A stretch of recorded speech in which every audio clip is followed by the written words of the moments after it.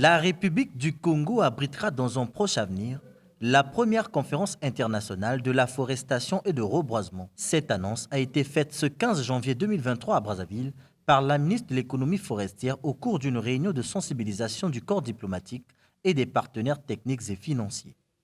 Une occasion aussi de vanter le potentiel du massif forestier de Zala-Kokwa, inscrit l'année dernière sur la liste du patrimoine mondial de l'humanité. À la demande de la République du Congo, cette initiative a été endossée par l'Union africaine sur le label de la décennie africaine et mondiale d'afforestation et de reboisement suite à la décision 846 issue du 36e sommet des chefs d'État de l'Union et de gouvernement de l'Union africaine tenu du 17 au 18 février 2023 à Addis Abeba en Éthiopie, qui annonçait également l'organisation de la première conférence internationale sur la forestation et le reboisement à Brazzaville sur l'égide de l'Union africaine et du Forum des Nations unies sur les forêts.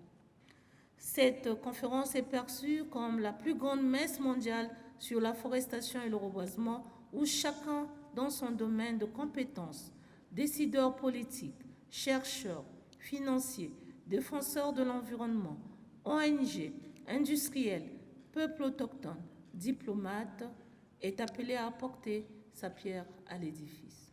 Cette série de projets implique également le ministère en charge du tourisme. C'est ce qui explique la présence de la ministre Lydie Pongol aux côtés de sa collègue Rosalie Matondo.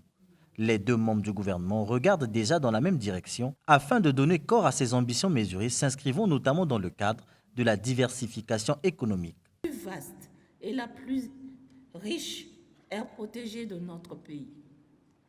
En effet, ce parc, notamment le massif forestier d'Ozala, est l'une des zones les plus riches en espèces animales et végétales au monde, car elle abrite en tout plus de 1150 espèces végétales répertoriées, dont 4 sont endémiques et 15 sont menacées à divers degrés.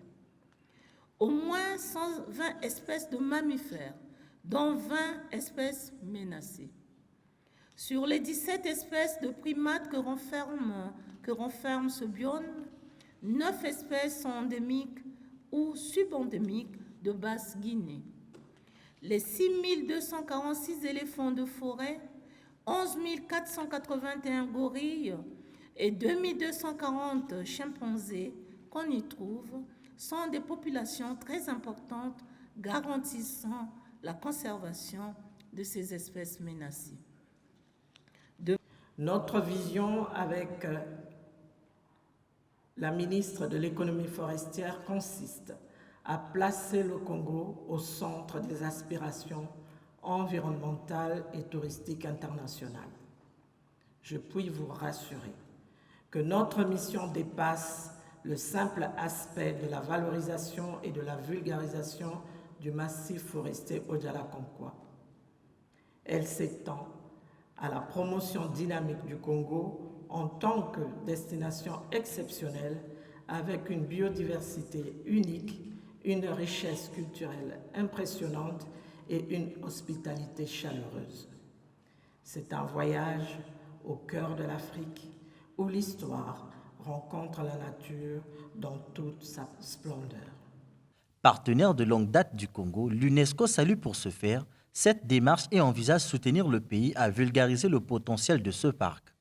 Le massif forestier d'Ozala-Kokwa a brillamment satisfait aux critères 9 et 10 de sélection, représentant un exemple éminent de processus écologique et abritant des habitats naturels cruciaux pour la conservation de la diversité biologique.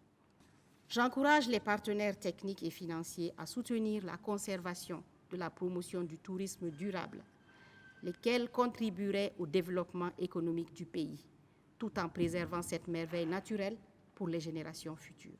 Toutes ces politiques visent à booster l'économie nationale longtemps dépendant des produits pétroliers, soutenir et mettre en avant les politiques visant à protéger l'environnement et élargir la superficie forestière du Congo.